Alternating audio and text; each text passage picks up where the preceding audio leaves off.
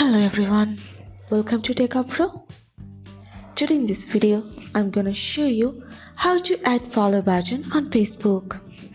Before starting the video, please subscribe to Techavro. So, let's get started. For this, you have to open your Facebook.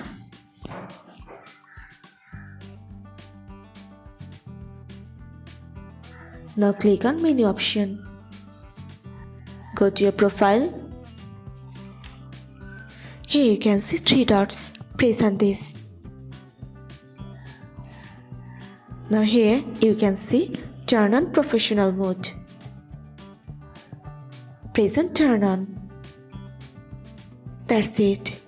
So this is how to add follow button on Facebook. So guys, that's it. You can do this. I think this video is very helpful to you. If it was, then give a thumbs up and hit the subscribe button. And thanks for watching.